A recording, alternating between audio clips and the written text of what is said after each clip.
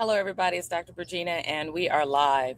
We're talking about bipolar disorder today. So I want you to stop scrolling if you have a loved one with bipolar disorder. So I'm going to give you a recap of what we're going to talk about, and then we're going to go from start to finish. We're going to get this done, okay? Because this is one of the most important topics that I could talk about. And I will tell you that most people use the word bipolar incorrectly, and that misunderstanding can delay life saving treatment. So let's save a life fast. Okay. Again, I'm Dr. Bertine. I'm a board certified psychiatrist and I help patients and families understand complex mental health in very plain language. Now, here's the issue there is a huge, big emotional, because we think about mood and there is definitely emotional latency in there.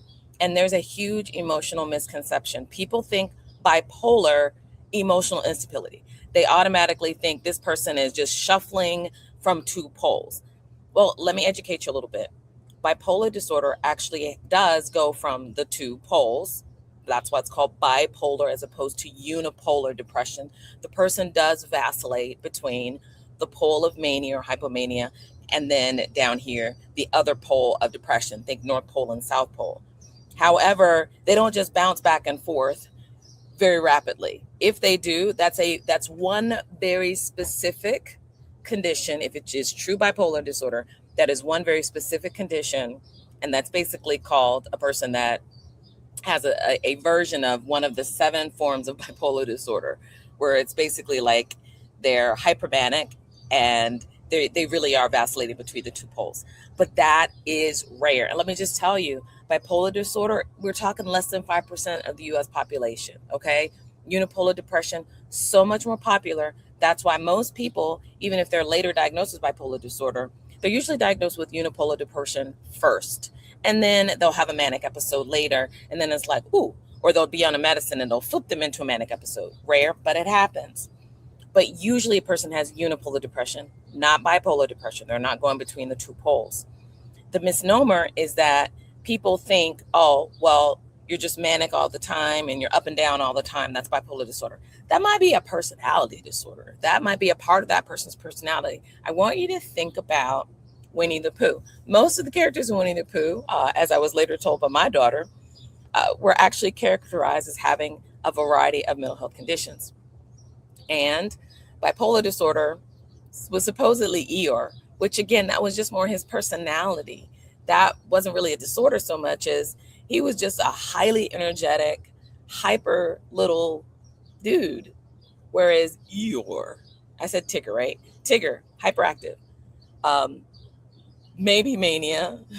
Some people have said ADHD, but again, that's more his personality because he was like that all the time.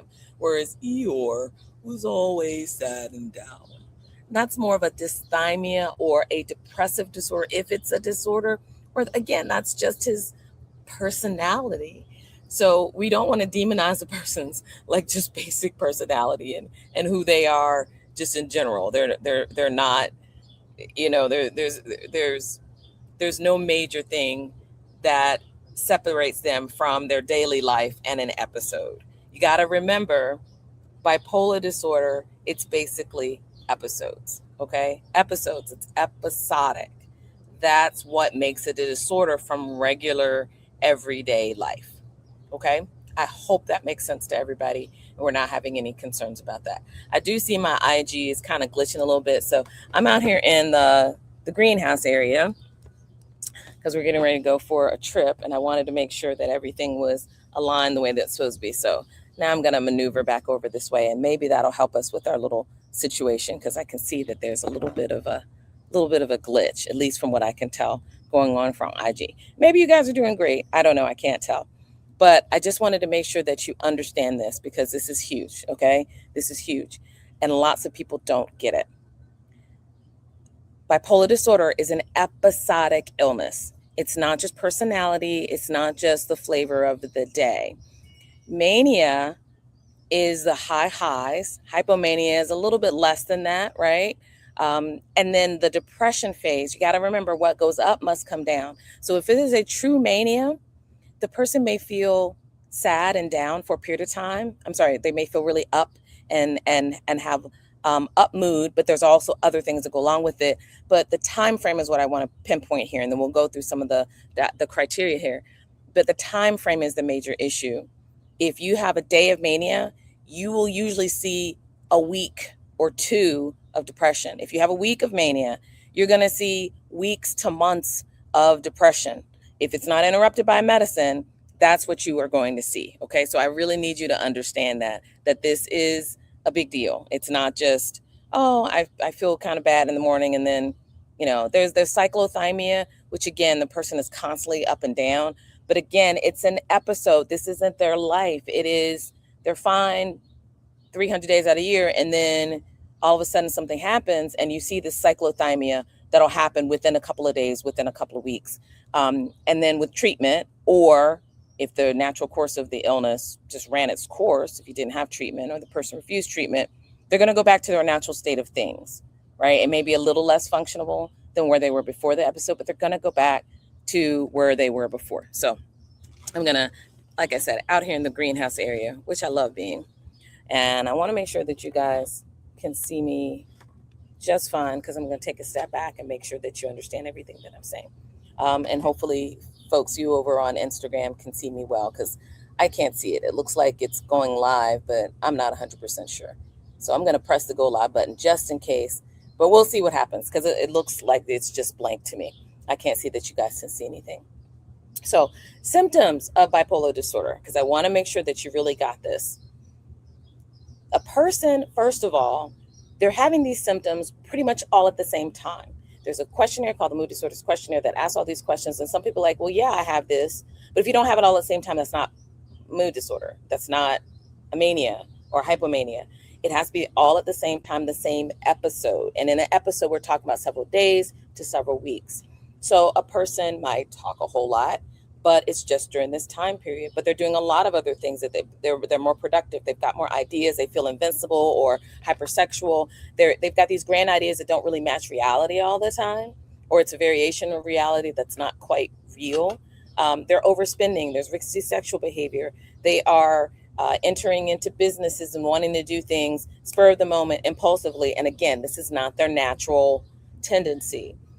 Typically, folks are also having almost no sleep, but they still have plenty of energy to do the things that they normally would do. So I want you to be thinking about this, because all of this goes into a person with a true bipolar disorder, at least some of the different types that we see, right? And there's bipolar type 1, bipolar type 2. Type 1 is more the mania. Type 2 is more, well, this person has more hypomania. It doesn't just, they don't completely go off the rails, but they're close, right? Or they don't need to be hospitalized, or the consequences aren't as dire. But don't get me wrong, untreated illness can wreck finances. It can destroy marriages. It can make things absolutely horrible and horrifying. So I want you to think about that, because again, it's the what comes up must come down. The person starts these projects, they empty the bank account, they start this business in a matter of days. And then after that, they completely fall into a depression, can't function in the business, can't function to do the things that they started, can't complete them. If you can imagine that, imagine being married, imagine having kids, and you're getting everybody together to get all these things done, to do all this work in a matter of 3 days, literally going through your entire account, emptying your savings accounts, emptying your 401ks and your IRAs. And then you're like, I can't do anything. I'm so sad and depressed. I cannot function. I can't sleep. I can't eat. I'm irritable. I'm down. I can't concentrate. I can't focus. All of those ideas are gone. If you can imagine that, you can imagine how that's going to impact somebody's finances, their marriage, their career, their lives. And that's why I say it can be life-threatening. Because if you can imagine that, you can imagine some of the problems that can come along with that. And imagine if someone's family just completely just left them because they've had these episodes and it hasn't gotten better. Unfortunately, that can lead to loss of life.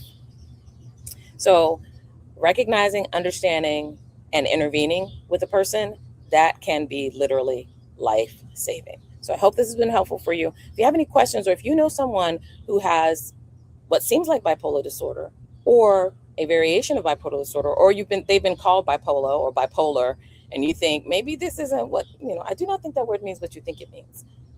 I do not think that word means what you think it means. That would be a reason to get a reevaluation But I want you to put in the comments below some things that maybe you've seen in the movies or in a caricature of real life that's not actually real life. It's not actually bipolar disorder. It's sending some disingenuous vibes.